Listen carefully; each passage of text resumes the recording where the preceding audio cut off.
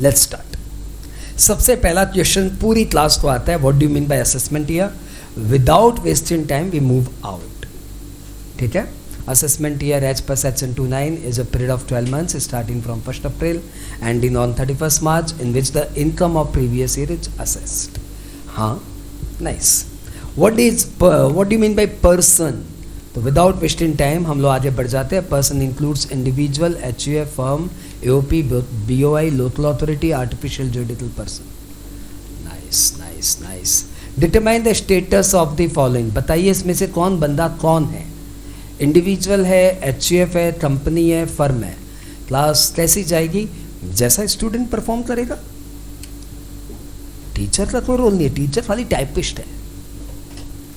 हाँ, आज टीचर नहीं टाइपिस्ट बैठा है तुम्हारे सामने, and I am a very good typist. बताओ, कैलकाटा म्युनिसिपल कॉरपोरेशन क्या है? Local authority. Corporation bank limited क्या है?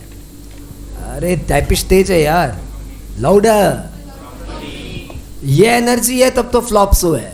अरे जाके आते हो सलमान खान ने शाहरुख खान की मूवी देख के आते हो, बोलते क्या एनर्जी है बंदे में, मार मेरे को मार, लगता नहीं। वो पिक्चर अच्छी लगती है। अक्षय कुमार की पिक्चर है तो साला खिलाड़ी नंबर 1, क्या फुर्ती है, क्या स्टंट लेता है। और जब खुद का मौका आता है, कॉरपोरेशन बैंक लिमिटेड, साला कौन है यार जो पसंद करता है पर्दे पे एनर्जी वाले बंदे को? और जब खुद का नंबर आता है तो मतलब 0 नंबर 1। वाह भाई वाह, जाओ नहीं पढ़ाएंगे, जाओ, नाराज हो गए हम, जाओ नहीं पढ़ाएंगे, जाओ पहले एनर्जी लेके आओ, जाओ कहीं से एनर्जी लेके आओ। बहुत इको हो रहा है।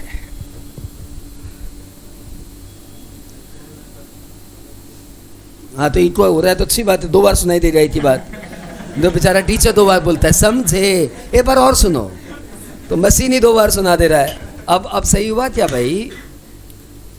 सर के नेम दोनों ACC से माइक हो रहा है। भाई वहां से लॉग आउट करो, देवी। वो भी मेरा वॉइस टच करके दे रहा है, ये भी मेरा वॉइस टच करके दे रहा है। हम समझे हमारा वॉइस इको कैसे कर रहा है, हम तो एक ही बोल रहे हैं। अमृता जाजू मैडम आजादी ना अब भी ऑनलाइन, वाह। बीमारी है मैडम, आता है, सबको आता है बीमारी। हाँ सर अब ठीक है, थैंक यू अभिषेक जी, आप बड़े अच्छे हो। आप ही बस हो जो पॉजिटिव बातें बोलते हो। बात ये सृष्टि, अर्पिता। वीडियो बार गायब हो जा रहा है, ऐसे क्यों? सबका तो ठीक है, तो मोबाइल हिलाओ मत, मोबाइल को ऐसे स्टैटिक करके रखो। आई रिमेंबर अ डे जब मैं जस्ट CA पास आउट करके गया था, तो वी रिपोर्टेड आवर डायरेक्टर, उस समय कंप्यूटर नया आया था, कि सर वायरस आ गया है। बोला तो धूल आचे तो वायरस तो आज भी तो आज मैंने भी उसी को रिपीट करके दिया है। सर बाबा स्क्रीन से आउट हो जा रहे, तो मोबाइल हिलाओ मत भाई, पकड़ के रखो। और भाई static, keep your mobile static. Sound echo कर रहा है। शिक्षा बोल रही है अभी सब ठीक है, शिखा बोल रही है अब सब ठीक है। शायद जोश के साथ है, नाइस। तुम अपना लॉग आउट कर ली ना, नाइस, अभी तो नहीं होगा। साउंड इको कर रहा है, ठीक है। अब सृष्टि प्लीज फटाफट जवाब दो ना यार, खराब होता है तो एक साथ लाइन से सब शुरू हो जाए। तो मालूम क्या हुआ था? बाबा स्क्रीन आउट हो रहा था, रिमार्क आया 0 रेटिंग। सर ओला यूबर पा रखे हमें, 0 रेटिंग। अरे भाई उस समय तो फटाफट जवाब चलता है, अभी कोई बोल नहीं रहा है। थैंक यू 0 रेटिंग वालों। दूध दही सब सही, ये सीखा है। ऐसे बॉयज कमेंट करते हैं यार, ऐसी लड़कियां तो से कमेंट करने लग गई। या शिखा के नाम पे फॉल्स आईडी लेते एक बदसूरत सा इंसान।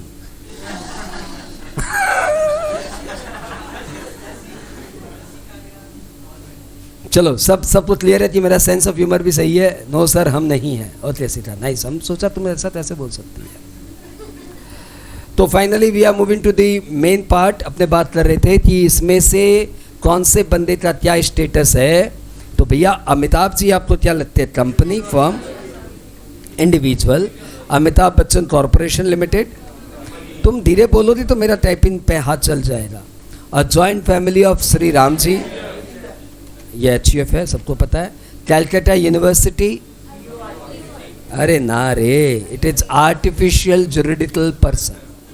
तो चलो, ये आपने रॉन्ग बोला था, मैंने इसको मार्क कर दिया, आप एग्जाम के दिन देख के जाना। X and Y who are legal heirs of Z, legal heirs of Z, आपको पता है X and Y हिंदू है? कौन से देश में रहते हो आप? हाउ कुड यू से HUF, है ना? तो ये आपको देखना पड़ेगा। और वैसे भी HUF किसी के जाने के बाद नहीं बनता, HUF जाने के बाद प्रॉपर्टी बचना चाहिए, हिंदू होना चाहिए, तो जाके बनता है। तो finally this is BOI, body of individual. वैसे nice attempt ma'am, appreciate. Sole proprietorship business and finally individual. जो स्मार्टली बैठे हैं मुंह पे फिंगर रखते, उन्हें बता दूं कि आप बोलेंगे, पार्टिसिपेट करेंगे तो class will be super. Otherwise मैं तो बोल रहा हूँ मेरी क्लास तो सुपर है ही। खैर, what do mean by term of assessment? We have done mention any 2 circumstances where income of previous year is assessed in same year. तो भैया ऐसे 5 सर्कमस्टेंसेज है, मैं 5 बोल देता हूँ, आपको 2 सुन लो। Number 1, short duration business. Number 2, discontinued business. Number 3, person going outside India permanently. Number 4, person selling out its property with an intention to evade tax. And number 5, non-resident SSC engaged in shipping business. कौन बोला? सफेद बंदा बोला। Nice, बात ही सब सुने, बहुत अच्छा। Determine the status of the following person. आपसे पूछा जा रहा है ABCD and alumni association of students. बोलो क्या है ये? AOP। BOI तब होता है जब कोई, यहाँ पे तो वर्ड ही दिया हुआ था एसोसिएशन। BOI तब होता है जब कॉमन ऑब्जेक्ट हो भी सकता है, नहीं भी हो सकता है। जैसे H से मरने के बाद उसने legal air A and B है। अब बाप जी की डेथ हो गई है तो 2 बेटे अपने आप एक ग्रुप में आ गए हैं, लेकिन उनका कॉमन इंटेंशन है क्या? पता नहीं सर, अब 2 भाई है, पता नहीं क्या होगा। हो सकता है झमेलेबाज हो सकता है बहुत प्यार मोहब्बत वाले हो, तो वी डोंट नो। लेकिन फादर की डेथ के कारण दोनों बच्चे अपने आप कॉम्बो में आ गए हैं। तो दिस इज अ क्रिएट, मतलब सेल्फ एसोसिएशन नहीं हुआ है, ज़बरदस्ती हम ग्रुप में आए हैं, तो दैट इज़ BOI। और एल्यूमिनियम तो आपको पार्टिसिपेट करना है तो करिए, नहीं तो मत करिए। कौन बोल रहा है कि आपको? मैं अपने स्कूल का एल्यूमिनियम में नहीं हूँ, मैं JVS एल्यूमिनियम में नहीं हूँ, तो बस ठीक, आपकी मर्जी है तो जाइए, नहीं तो मत जाइए। वैसे जाना चाहिए। Sunarpur municipality is a local authority. चलो चलो चलो, लोकल अथॉरिटी। भैया टाइपिंग गलत मत करिए, हमारा रॉन्ग हो जाएगा, ठीक है। Mention any 2 fully exempted income. कोई 2 इनकम बताइए। House and allowance is fully exempted. क्या बोले चाहिए? हाँ, नाइस। एग्रो इनकम एक आया। और बोलो। अंडर सेक्शन 10(1) एक इनकम पूरी की पूरी एग्जाम्प्टेड है, दैट इज एग्रो इनकम। दूसरा बोलो। चलो मैं बोल देता हूँ। Share of partnership firm, share of profit from partnership firm. याद रहेगा? चलो एक और बोल देता हूँ, याद रहेगा। Share of profit from HUF। ये क्या कौन सा सेक्शन था sir? Section 10 sub section 2A। और एक बोलिए सर, क्या बोले थे? Share of profit from HUF। नहीं, कंपनी वाला शेयर ऑफ प्रॉफिट को बोलते। कौन सा कॉम्पेंसेशन देवी? सैलरी में कौन सा कॉम्पेंसेशन? चलो भाई, लड़की ने जब मामला छोड़ दिया है, हाँ, कौन सा compensation? Retrenchment compensation fully exempted है कि 5 लाख तक? 5 लाख तक। Voluntary retirement compensation fully exempted है कि 5 लाख तक? 5 लाख तक। तो इसमें क्या पूछा? कोई भी ऐसी इनकम बताओ जो फुल्ली एग्जाम्प्टेड हो। तो you should avoid VRC and all that. Good. तो आपको ये आंसर्स देने, ये फुल्ली एग्जाम्प्टेड होते हैं, ठीक है। अब यदि कॉम्पेंसेशन का नाम देना था तो आपको वो देना था जो मैंने लास्ट क्लास में बताया था जाते जाते, कि वो उदयपुर का भाई का नाम क्या था? कन्हैया लाल। उदयपुर के कन्हैया लाल को जब स्टेट गवर्नमेंट ने कॉम्पेंसेशन दिया तो उसका नाम क्या था? Disaster compensation. That is exempted, fully exempted. याद आया? Good, nice. कौन सा वाला? पहले बता, कौन सा वाला? ये वाला? बदमाश, सेक्शन पूछ रहा है। नालायक को पॉइंट तक याद नहीं था, जब बात आई तो सैटसन भी बताइए। वाह भाई साहब वाह।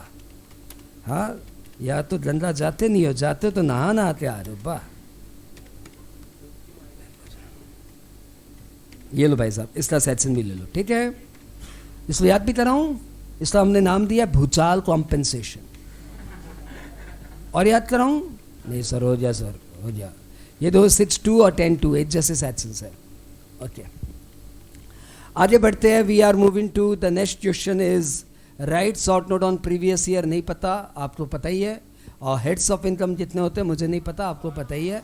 सेक्शन 14, ठीक है, 5 हेड्स ऑफ इनकम होते हैं। तो आर बेसिक कॉन्सेप्ट में कोई भी प्रैक्टिकल नहीं पूछा आज तक, लेकिन मेरी नज़र में ये सब भी प्रैक्टिकल की दर्जे में आते हैं। अच्छा क्वेश्चन था, राइट। ये अच्छा था और ये अच्छा था, ये दोनों आपको नहीं पता था, ये मैंने आपको बताया। और इसमें ये आपको कुछ नहीं पता था, ये सब मैंने आपको बताया। इसमें आप खाली एग्रो इनकम बोल पाए थे। येलो वाला मतलब आपको नहीं पता था, घर पे देख के आना, मतलब एग्जाम में देख के जाना।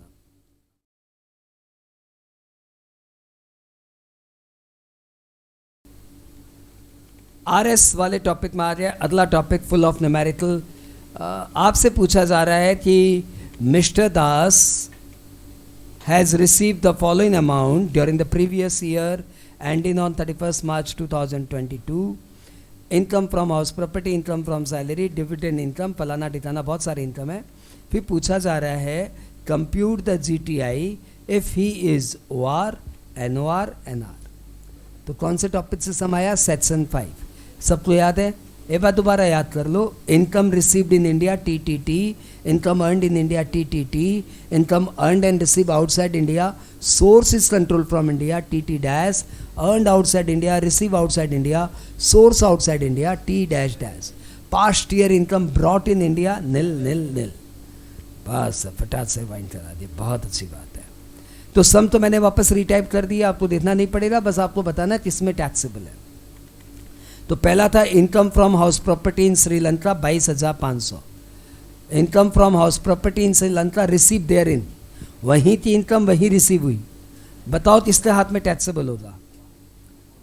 Louder and faster.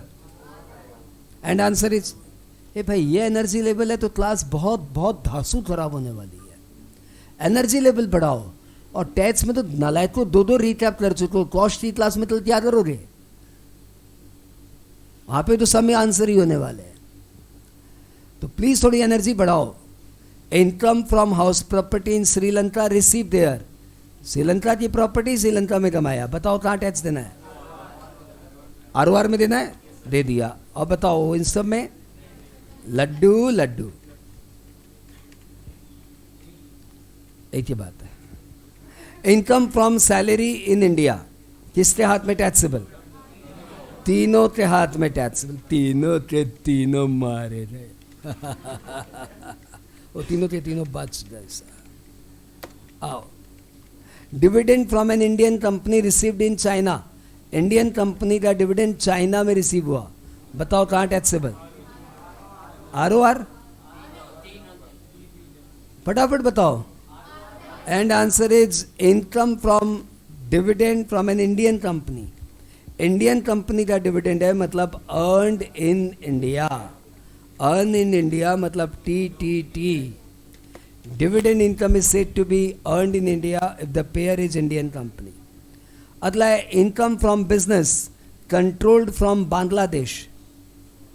Income from business controlled from Bangladesh. अब बताओ रिसीव कहाँ हुआ, अर्न कहाँ हुआ? कुछ नहीं बोला तो जहाँ इनकम है वहीं का सब कुछ है। चलो, सब कुछ बांग्लादेश है, बिकॉज सबने तो कुछ बताया नहीं, तो ये मानेंगे सब कुछ बांग्लादेश ही है। बताओ क्या? T dash dash. दो तुम्हें कॉपी नहीं मारना, आज तुम्हें आज सिर्फ डिसीजन देना है। आज तुम हाईली प्रोफेशनल तरीके से पढ़ रहे हो। हमेशा तो हम लोग पढ़ते हैं एकदम, मतलब एकदम ट्रेडिशनल, फटाफट लिख फटाफट लिख। आज सिर्फ आपको दिमाग चलाना, ना पेन ना कुछ। आज आप एकदम असली फीस वाली देते जो पढ़ाई करते ना, वो वाली पढ़ाई चल रही है आज। हम पैसा दिया, हम कुछ नहीं करे, बात बात ही सारा काम आप करिए। तो past year income brought in India बोलो 10,000 income earned in England and brought to India. 19-20 का इनकम है जो इस साल लेके आए. तो आंसर इज लड्डू लड्डू लड्डू. अब आप बताइए क्या आंसर राइट हो गया? तो एक बार चेक कर लो भैया, इन तीनों को मिला, चारों को मिला दे, फटाफट चेक कर लो. क्योंकि वर्ड राउंड हो गया तो आपका भी राउंड हो जाएगा एग्जाम हॉल में. मैं लास्ट वाला चेक कर लेता हूँ. 1:45 1:45 हो गया सबका सही? सब बच्चे मेरी ऑडिट कर रहे हैं.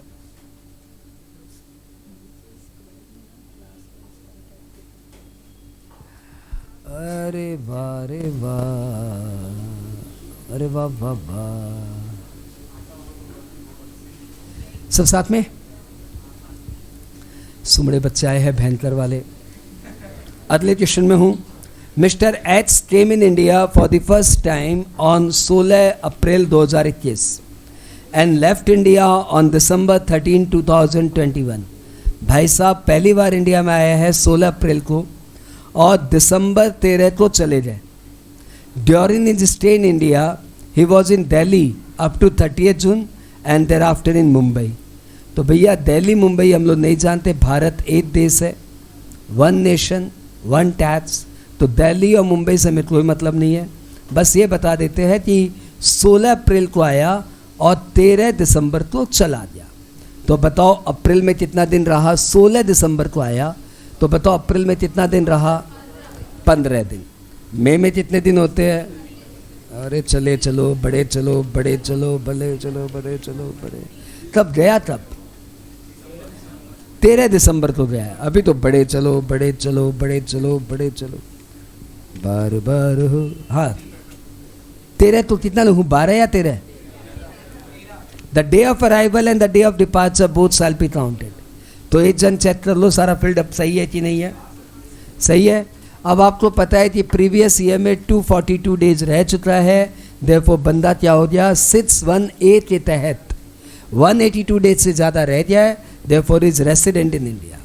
और पिछले 7 सालों में 730 दिन तो रहा नहीं, क्योंकि ये तो पहली बार इंडिया में आया है.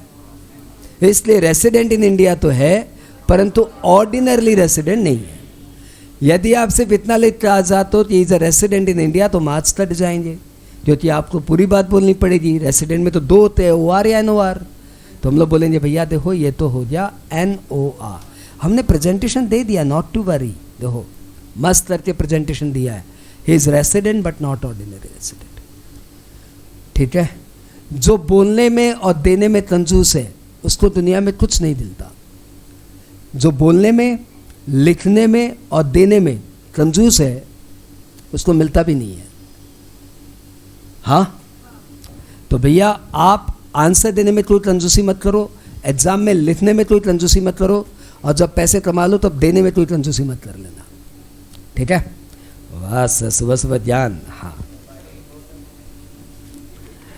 हाँ कहाँ से क्या बोला. आओ अगली बार ये बात करें. Mister Paul a foreign national not being a person and of an Indian origin. मतलब पॉल साहब है, फॉरेन नेशनल है, came to India for the first time, पहली बार आए हैं 17 April 2017. During the financial years 17, 18, 18, 19, 19, 20, 20, 21, 21, 22 he was in India for 150 days, 75 days, 21 days, 190 days, 72 days. Determine the status for 22, 23.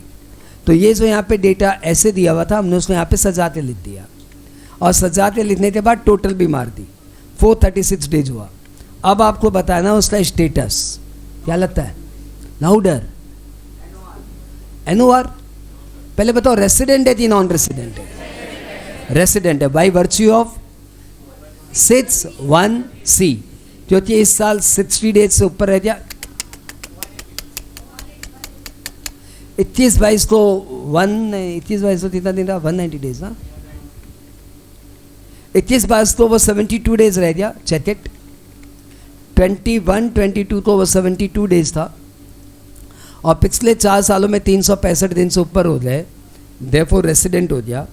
लेकिन पिछले 7 सालों में 730 दिन नहीं हुए, इसलिए वो NOR रह गया. तो आंसर क्या हो गया? आंसर हो गया NOR. तो सर इसका वर्किंग नहीं दिए, सेम वर्किंग टाइप करना है, यहाँ से उठाते नीचे लेना है, ठीक है? साथ में हो, मजा आ रहा है? अगला क्वेश्चन है, तुम्हें कुछ भी ऐसा मन होना कि सर ये भी लिख दीजिए, तो बिंदास बोल दो, तुम्हारा टाइपिस्ट तुम्हारे साथ है। Rahul Indian citizen left India for the first time on 31 दिसंबर 2017। तो पहली बार इंडिया से बाहर गया है 2017 को। He visited India during the previous year 1819, 1920, 2021। इतने दिन वो इंडिया में रहा। And he came to India on 2 July 2021 and left India on 30th अगस्त। डिटरमाइन उसका स्टेटस। तो भैया इस साल कब आए हो? 2 जुलाई को। तो जुलाई में कितने दिन रहे? 30 के 29? And answer is 30। Day of arrival, day of departure both shall be counted. और अगस्त में कितने दिन रहे? तो 30 अगस्त को चले गए, तो यहाँ पे भी 30। तो इस तरीके से आप 60 दिन रह लिए इस साल। और पिछले 4 सालों में 18, 19, 20, 21। ओहो, ये तो 3 साल ही हुए। अरे ये तो 3 साल ही हुए। चौथे साल तो आप इंडिया में ही थे, क्योंकि आप तो पहली बार इंडिया से बाहर गए हो। अरे हाँ बोलो। तो इतने दिन यहाँ ऐसे रह लिया, 21, 22, इतने दिन यहाँ ऐसे रह लिया। और 17, 18 अकेले में, मुझे पिछले 3 साल की दरकार ही नहीं है, 17, 18 अकेले में 365 दिन रह लिया था। तो भैया ये तो हो गया resident by virtue of 61C। 7 सालों में 730 दिन हो ही जाएगा, क्योंकि 17, 18 के पहले इंडिया में ही था। हाँ बोलो। और पिछले 10 सालों में 2 बार रेसिडेंट हो ही जाएगा। तो भाई साहब राहुल, आप हो गए ऑर्डिनरली रेसिडेंट। किसी के मन में डाउट आया क्या? सबको क्लियर? किसी के मन में डाउट है तो बोलते जाना।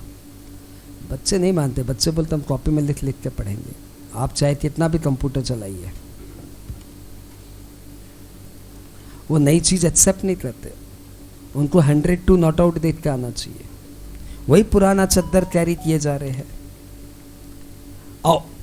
Which HUF will be termed as resident for the assessment year 21-22? Theory, answer सब दे दोगे। As per section 6(2), an HUF is said to be resident in India if affairs of business are wholly or partly controlled in India. A resident HUF is said to be ordinarily resident if the karta of the family satisfies both the additional condition of section 6(6). तो ये HUF वाला काम भी हो गया।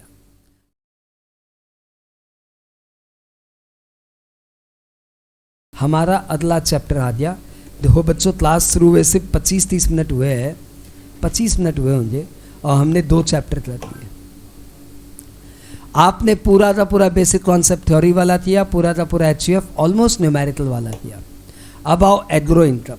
Define agro income, ये आप अपने आप लिखना। हाँ, अरे लिख लोगे ना। Define agro income. Agro income मतलब, एग्रो इनकम मीन्स रेंट और revenue derive from agricultural land in India. Any income from agricultural activity. Basic operation होना जरूरी है, सब्सिक्वेंट नहीं भी हो तो चलेगा। तीसरा बताओ, फटाफट बताओ। Income from a process to make agro produce fit for market. Income from an activity, income on sale of agricultural produce in India.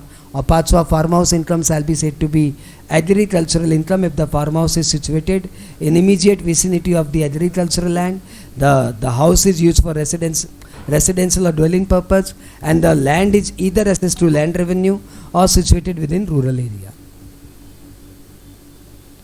इतना सन्नाटा क्यों है भाई? अच्छा समझिए, मैं अब से नहीं बोलूँगा, ठीक है? फिर आ जाए मिस्टर कृष्णा दरिप्पा।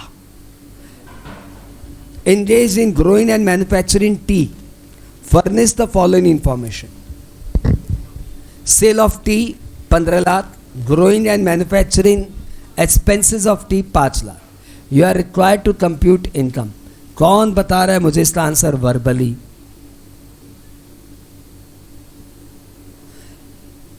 टी बेच के कमाया 15 लाख और उसको ग्रो एंड मैन्युफैक्चर करने में पैसा लगा 5 लाख। कौन बताएगा answer verbally? Answer options are 4 lakh, 6 lakh, 10 lakh, none. 4 lakh, 6 lakh, 10 lakh, none.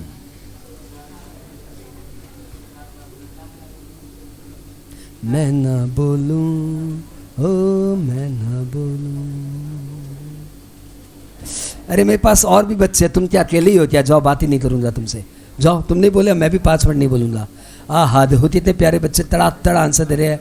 10 lakh, 10 lakh, 10 lakh, 10 lakh, 10 lakh, 6 lakh. तुम 1 पैसा दोगे, वो 10 लाख देगा। गरीबों की सुनो। Finally Rakshat is the right one, जिसने सही आंसर दिया। रक्षत, बधाई हो, आपको मिलती है 1।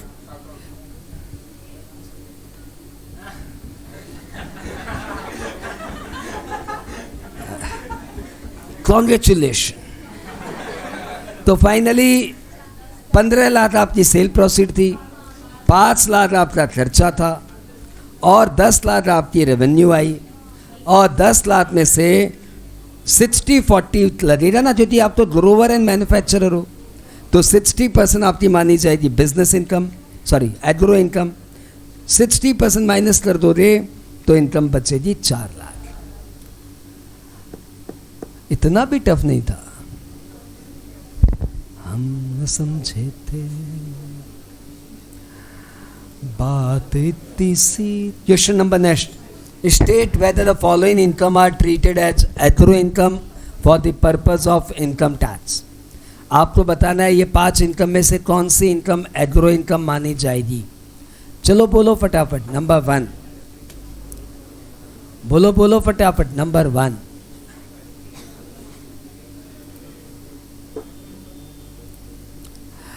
क्या आया बोलो फटाफट। Compensation receive from government for re acquisition, नहीं, for requisition of land which has been use for agro purposes. ये एग्रो इनकम है क्या?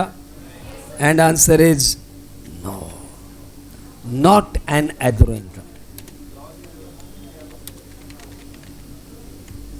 अगला प्रश्न आता है, dividend receive from an agricultural company, क्या बोलते हो?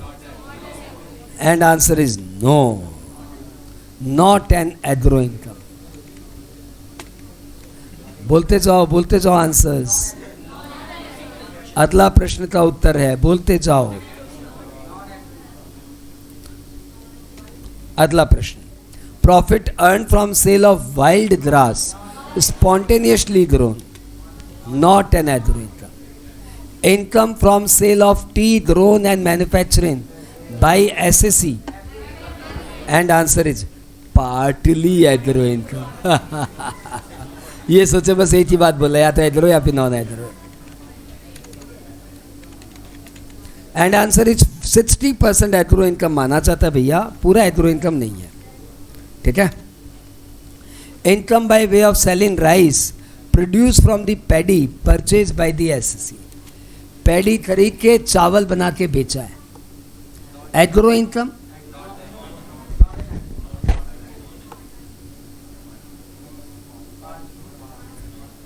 अरे फटाफट बताओ।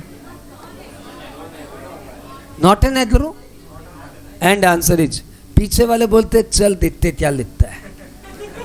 अरे ये तो बेटिंग कर रहे हैं, बोलते बोल एग्रो लिखेगा। पीछे वाले बेटिंग कर रहे हैं। And answer is,